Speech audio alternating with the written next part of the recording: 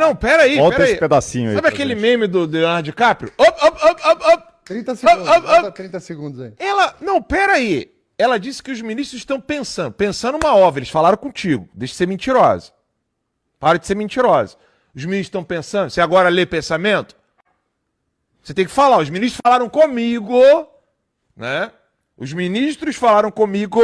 Você tem que falar isso pra ser jornalista. Você sabe quem tava Coloca no o vídeo WhatsApp lá. durante o... Então, mas isso que eu ia perguntar, qual é a hora Sabe que ela quem? tem esse vídeo? Não, mas você sabe quem tava no WhatsApp durante o julgamento? Tem várias fotos. Acabei de ver aqui. Dino. Dino. Então, aí vamos lá. Vamos lá. Aquele meme. Op. Volta ali. Como é que é? Que pode ser. Não, volta um pouquinho ali no vídeo. Porque Volta tem um essas pouco. ameaças. Mais ou menos na marca do branquinho ali do vídeo. Aí. Aí. Integrantes da corte, nos bastidores, nessa primeira leitura, temos que aguardar, mas eles pensando ali, tentando entender o que está acontecendo, eles acham que pode ser algum gesto dele também para as defesas, porque tem essas ameaças de sanções a ministros que condenarem réus Magnífico. pela trama. Ó, o Fux tá retomando. O Fux tá... Fux foi o único ministro do STF que disse que esse julgamento fere direitos humanos fundamentais, violando o Tratado de São José na Costa Rica. O que significa que essa corte é uma corte que viola direitos humanos fundamentais nesse pseudo-julgamento do ex-presidente Jair Messias Bolsonaro. Todos os ministros, obviamente, dessa turma serão sancionados pela Lei Magnitsky, mas não só isso. O dia que o governo americano reconhecer Lula não mais como presidente, mas como um violador de direitos humanos e chefe do narcotráfico, esse governo é ilegítimo. Eu nem preciso dizer para vocês o que pode acontecer depois. Ele trouxe a questão dos 70 terabytes que a defesa bateu e todos ignoraram, tá? Porque é absurdo. É completamente absurdo. Você não tem condição de fazer algo assim. Como é que a defesa vai se preparar com 70 terabytes sem um sumário, sem um índice, sem que a acusação aponte ali exatamente onde estão cada uma das coisas? Porque isso é obrigação da acusação. Não é a defesa que tem que organizar o conjunto de provas. É a acusação que organiza o conjunto de provas para acusar. E outra coisa, como que a acusação conseguiu ler 70 terabytes 30 anos. Não nesse conseguiu. Esse foi pouquíssimo outro tempo? ponto. Esse foi outro ponto. Eu acho que foi um ato antidemocrático do Fux. não ter falado do Pateta e nem do Mickey. Nossa, o Dino ontem falou. Você vê a diferença do voto, né? É inacreditável. E os dois são juízes, tá? Enquanto Pois o Fux cita juristas do Brasil todo, ex-ministros do STF, atuais ministros do STF, a câmera, pessoal, enquanto ele vai citando jurisprudência em cima de jurisprudência, outros processos, outros julgamentos, o Dino ontem teve isso. Falou do Mickey, do Pateta, O que ele e falou, ele gente? ele acha que ele só está certo. Só que tem um aspecto muito curioso, na minha humilde opinião. Inclusive, eu gravei um Reels vindo para cá, falando sobre isso. Você mencionou, Lacombe, agora há pouco, que o Fux, ele, além, você e o Max e o Rafa, além dele argumentar muito bem o julgamento dele, ou seja, a decisão dele como juiz, ele mencionou o Tratado de São José da Costa Rica. Bem, para quem não sabe, quem viola o Tratado de São José da Costa Rica é um violador de direitos humanos fundamentais, porque o tratado é um tratado de direitos humanos fundamentais. Então, o Tratado de São José da Costa Rica, vou falar rica, né? Costa Rica, ele é um tratado que vários países foram signatários. Então, como o Brasil é signatário do Tratado de São José, acontece o seguinte: ele é um dispositivo infraconstitucional, porque a Constituição realmente está sempre acima de qualquer tratado, de qualquer lei no Brasil, mas abaixo da Constituição vem o Tratado de São José da Costa Rica, inclusive acima das leis do Congresso Nacional. Aliás, é importante frisar que o Brasil é signatário do tratado. Então, Correto. Como o Brasil é signatário do tratado, o que o Fux está dizendo ao mundo? Porque esse julgamento ele está sendo acompanhado em inglês, na Casa Branca. o Departamento de Estado, o Departamento de Tesouro, a Casa Branca, o Departamento de Guerra está acompanhando o julgamento. E eles estão ouvindo um juiz de carreira dizer que os outros ministros, é bom a gente deixar isso claro, um juiz, que também é ministro, está dizendo que os outros ministros aceitaram algo que não poderia ter sido aceito no STF, porque não tem foro. Esse é o primeiro ponto. Ponto 2.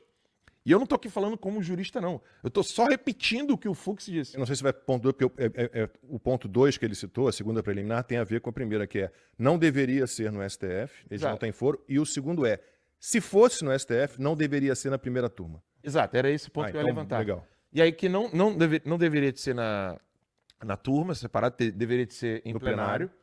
E aí, uma vez em plenário, o Fux está dizendo claramente que isso aqui viola direitos humanos fundamentais. Eu ouso dizer, isso aqui não é fonte, tá? Que os ministros que assim não decidirem também, todos serão sancionados pela Lei Magnitsky. Aí você em casa vai dizer assim, pô, Lei Magnitsky de novo, né? Aí vai ter o Dino lá debochando no cartão. A gente não precisa de cartão, a gente não precisa ir para Disney. Só que tem um ponto que eu quero que você em casa, eu não estou aqui profetizando, não estou aqui dizendo o que vai acontecer, eu estou fazendo uma análise meramente racional. O Brasil territorialmente é vizinho e faz fronteira com a Venezuela, país do qual não tem um líder político, mas uma pessoa que está usurpando o poder e é chefe de narcotráfico. Uhum. Se o Brasil tiver ministros da Suprema Corte, não um, mas um monte, que estariam então na lista do SDN dos Estados Unidos, que o SDN é uma lista, né? SDN List, esse é o nome da lista, dos sancionados do Departamento do Tesouro, nós então teremos uma organização criminosa que se encontra na Venezuela e que está em contato com outra organização criminosa que viola direitos humanos fundamentais e está na Suprema Corte. O que é previsível, não estou dizendo que isso vai acontecer, eu estou tratando aqui de probabilidade. Você ter um poder executivo que já avisou que não quer colocar Comando Vermelho, PCC, como grupo terrorista, defendendo esses grupos, esse poder executivo, num amanhã não tão distante, pode ser decretado absolutamente irregular e nulo. Ilegítimo. Ou seja, ilegítimo. Então o poder executivo do Brasil pode ser declarado ilegítimo. Eu não estou dizendo que irá, eu estou dizendo que há uma probabilidade. Há a probabilidade do poder executivo brasileiro ser declarado ilegítimo com, por exemplo, uma possível fraude eleitoral no ano que vem, não sei, mas, sobretudo, porque ele já protege grupos de narcotraficantes que são grupos terroristas. E que, em breve, Comando Vermelho e PCC entrarão na lista de grupos terroristas. E a Suprema Corte lotada de pessoas que foram sancionadas pela Lei Magnitsky. E ontem, a Casa Branca disse que usará, inclusive, o poder militar para poder para poder proteger o direito de liberdade de expressão, não apenas nos Estados Unidos, mas também em outros países nos quais os Estados Unidos quer fazer parceria. Então, resumindo, linguagem de boteco, o que o Fux poderia estar fazendo, e essa é a minha leitura, eu não estou dizendo que isso é fato, eu não estou dizendo que isso aqui é o que vai acontecer amanhã, a minha leitura é, o Fux está dando um recado. Quando vocês vierem estuprar o Maduro, o Lula e a Suprema Corte inteira, lembre-se que eu ainda sou o juiz e eu não estou com essa galera. A minha leitura é essa. Vocês no chat podem dizer se eu estou viajando, se algum jurista quiser analisar, eu não estou falando em linguagem jurídica, eu estou falando numa perspectiva política e de geopolítica. O Fux está dando um recado. Se esse pessoal todo aqui está em conluio com Comando Vermelho, PCC, Hamas, Hezbollah, Al-Qaeda, Cartel de Los Soles, e eles estão querendo proteger barquinho de narcotraficante que está sendo explodido pelo Departamento de Guerra dos Estados Unidos, saibam que eu não estou unido a esse pessoal. Ponto final. Para mim, essa é a leitura que eu faço. O Fux está dando um senhor recado, não apenas para o Brasil, para a Suprema Corte, mas dando um recado para o mundo. Olha, se vocês vierem com o poste flamejante, o meu vocês não vão ter. Já na primeira preliminar que ele analisou, ele já disse muito claro, anulo o processo por incompetência absoluta, porque o STF não é competente para julgar esses réus, que não têm foro privilegiado. Digamos que tivessem. Não é um caso para turma, é um caso para plenário. Então está tudo errado. Tudo errado. Né? Max. Pois é, então, sobre recados, eu fiquei espantado, assim, eu não esperava, porque o Fux deu muitos recados, Deu, Marcos. claramente, para o Alexandre de Moraes, tá? Inclusive tem uma hora que ele fala, eu não vou citar nomes porque eu acho deselegante, né, citar nomes de companheiros, mas assim, ele acabou. Não, ele começou já assim, desculpa, Max, rapidinho. Ele falou, na introdução, falou da importância de o juiz ser imparcial, isento, equilibrado e ressaltou a responsabilidade do STF, que é referência para toda a justiça, como aí aspas para ele, farol de coerência jurídica. Então, como é que você vai considerar que há coerência jurídica quando você tem esse processo?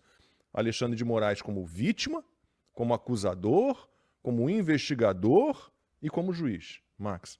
Pois é, então você tem a questão... Tráfico né, de café aqui. a questão, primeiro, é que ele fala ali do foro, que não havia foro privilegiado, e aí ele cita toda a jurisprudência do STF, se eu não me engano, ele começa em 64. E ele vai citando o aquilo ali. O embasamento do voto dele é impressionante. É impressionante, é jurídico. É a primeira vez que você vê um voto jurídico. E a vergonha dos dois que faltam? Meu Deus, É isso que eu tô voto, o que eu pensando. vou fazer? Mas é isso que eu tô E pensando. a cara você viu? Desculpa o termo, né? Vamos levar o clima. Não, mas Pode, a turma tá feliz. Você vira cara de bunda dá, né? Cara de... Alan, hoje eu não vou esfíncter. implicar com os palavrões, não. Não, mas olha isso aqui, cara. Olha a cara do Dino. Você tinha que ver a cara do Alexandre de Moraes, o Max. Pra melhorar essa cara aí é difícil. É, realmente. Mas é aquela cara assim, rapaz, isso aqui não tava combinado. Porque vocês lembram de ontem o Fux colocando o Zanin na parede, o meu seguidor? Sim, sim. Ele falando assim, isso aqui não foi o que a gente combinou, não. Aí o Moraes, não, mas isso aqui é o que a gente já tinha combinado. Não tô falando desse aí, não tô falando da conversa que a gente teve ali na salinha ali atrás. Correto. O Fux falou isso ontem. Aham. Aquela conversinha que a gente teve ali atrás, onde ninguém ia ficar atrapalhando nada, ninguém ia interromper. E por que você não quer interrupção num texto onde você tem um primor jurídico? Por que você não quer interrupção? Na minha cabeça, assim, o pessoal pode achar que eu tô brincando, mas eu não tô, não. Pra mim, é para não atrapalhar a tradução. Como é que é? Ou não atrapalhar a tradução para o inglês. Se eu quero fazer a leitura, Para a Europa também. se eu quero fazer a leitura de um voto como juiz, e eu não quero uma anta falando Mickey, Pateta, e eu quero mostrar a seriedade do meu discurso, o motivo, óbvio, Não, o aviso de ontem foi... é óbvio que é para não atrapalhar o raciocínio, mas um dos motivos, eu não tenho dúvida disso, tá? Isso é uma convicção pessoal, é para não atrapalhar a tradução. A tradução. Você falou da cara ali do Dino, Alan, e o Lacombe sabe muito bem. Tem uma salinha separada de jornalistas ali que estão acompanhando, e a cara do Dino tá bonita perto da cara dos jornalistas. Eles estão odiando esse discurso do Pois é, Fux, o quê? e aí você percebe que Excelente. todo mundo ali tem viés. Todos têm viés. Porque, novamente, repito e desafio alguém desargumentar isso. O Fux não dá opinião em nenhum momento do voto. Nada, zero. Não tem opinião. Nem piada. Porque o tempo inteiro nos outros é uma opinião. São interpretações subjetivas de fatos indeterminados. Exatamente o oposto do que deveria ser um julgamento. Porque o julgamento é algo, né, baseado na lei, né, por fatos, de fatos, sobre fatos determinados. Desculpa, que é importantíssima essa informação. Não sei se a turma é muita gente que está com a gente agora, 46 mil visualizações simultâneas, 48 foi o recorde, eu acho, naquele dia do 30 de julho da Magníficos. Estamos a 2 mil visualizações do nosso recorde. Compartilha aí, deixa o like. Do Conversa Timeline. Mas o Fux, ele não dá opinião, como disse o Max, ele cita jurisprudência, ele cita processos antigos, julgamentos antigos do Brasil, do mundo inteiro, e quando ele faz comparações, são comparações, quando ele exemplifica, citando, né, antigos casos, assim, deixa tudo muito claro, e é muito importante a gente dizer isso. Porque ele falou, por que As condenações do Lula foram anuladas pelo Edson Fachin inicialmente, por causa de um problema de... Eu lembro que o cara me corrija. Por conta não pode. Estou aprendendo. Por causa de erro de CEP. Não era para ter sido julgado em Curitiba. Então anulamos tudo. E ele fala, ele lembrou a anulação das condenações do Lula, porque ele teria sido julgado no tribunal errado, e disse que o julgamento atual não poderia ter sido julgado, né, no STF. Ou seja, é uma porta para anulação. Se ele não conseguir anulação agora, se o voto dele não fizer diferença, se houver recurso e o recurso não for aceito, é uma porta aberta para anulação. Desculpa, Max. O Chiquini explicou ontem, né? Eu não sei se o Chiquini vai entrar hoje ainda, mas o Chiquini explicou ontem pra gente que se quando diverge, né, dá embargos infringentes, ou seja, você abre aí a possibilidade de dar um embargo infringente, ou seja, você pode entrar com recurso no STF, que no caso acho que seria o Mendonça, inclusive quem olharia esse recurso. Parece que esse recurso pode ir ao pleno ainda. Então, agora o Fux, ele deixou, primeiro, tem dois grandes efeitos. O primeiro é o efeito jurídico, que é esse, né, de embargos infringentes, ou seja, você pode levar a coisa ao plenário. E o segundo, que eu acho mais importante que o primeiro, é que agora nós temos o voto de um ministro do STF destruindo, aniquilando toda a narrativa oficial. Você vê que a imprensa atual, ela trata vocês que estão nos assistindo como idiotas. Nós não. E olha a obviedade que mostra que você que está nos assistindo não é idiota e a imprensa sim. Vocês que estão nos assistindo, comentaram aqui, ó. O Senic, SEN11K, ele ter falado do Teoriza Vasco foi um aviso. Eu ia falar isso. Quem que não viu isso? Eu ia falar isso. Quem que não percebeu isso? E a audiência, eu falo pra vocês... E não é uma citação. Não. Falou meu grande amigo, Não. Teoriza Vasque, Exato. que juntos aqui nós Construímos várias jurisprudências. Correto. E o fato de vocês na audiência terem compreendido isso é porque é uma obviedade. Infelizmente, para quem chegou aqui agora, nós estamos comentando o julgamento, esse pseudo-julgamento, esse circo que está Julgamento fajuto, está lá na tarde. Exatamente. Esse julgamento fajuto do Bolsonaro, de um suposto golpe que não existiu, que as próprias testemunhas disseram que não tinha organização criminosa, que não tinha golpe, que não tinha nada, minuta que nunca existiu, que ninguém nunca acessou, enfim. Nós estamos acompanhando aqui ao vivo, e se você chegou agora, o julgamento não acabou. Eu vi algumas pessoas perguntando aqui, o julgamento acabou? Não acabou. Ele ainda está acontecendo, então quando há uma pausa lá no julgamento, nós voltamos aqui. É o voto do Fux só hoje, tá, gente? Só o voto do Fux. O voto do Fux, que demora, né? Uhum. Ele vai ler... Previsão de 5 horas. Né? Previsão de 5 horas, ele foi pro almoço, não é isso agora? Foram pro almoço, parada pro almoço. Eles fizeram a parada pro almoço. E a gente vai voltar aqui, hein? Nós estamos fazendo um comentário, só que é importante você entender que toda a imprensa brasileira está tratando esse absurdo, que nem é um absurdo político, não é um absurdo jurídico, é um absurdo criminoso. Né? Ou seja, não é só absurdo, é um ato criminoso, porque isso também é tortura, isso configura crime de tortura, é bom vocês entenderem bem isso. O que o Alexandre de Moraes faz de modo contumaz e repetido, porque o que ele fez comigo, o que ele fez com a Elisa Robson, jornalista, o que ele fez com Paulo Figueiredo, o que ele fez com Constantino, o que ele fez com todas as vítimas do 8 de janeiro, a lista é grande, Eustáquio, enfim, o que ele faz com essas pessoas, inclusive o Tagliaferro recentemente, é crime de tortura. É quando você usa dispositivos para acabar com a vida da pessoa, por exemplo, congelar contas bancárias, quebrar sigilo telemático, bancário, você expor a vida da pessoa sem crime nenhum, sem o devido processo legal, isso configura tortura. Inclusive, isso está na minha denúncia contra o Alexandre de Moraes aqui nos Estados Unidos. Então, a imprensa inteira está tratando este crime de tortura, que é você colocar uma pessoa para ser julgada sem crime, fora do foro próprio dela. Enfim, são inúmeras irregularidades, conscientes da pessoa que está cometendo essa irregularidade. Essas torturas todas, elas estão sendo tratadas pela imprensa como algo meramente comum.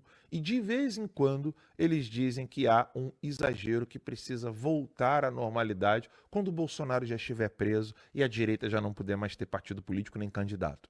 Aqui não. Aqui nós estamos relatando o que está acontecendo com um time excelente de pessoas, mas tudo isso depende de você fazer com que isso aconteça. Por isso que nós vamos continuar a análise aqui normalmente, mas aqui embaixo tem um link para você assinar, patrocinar e financiar esse trabalho.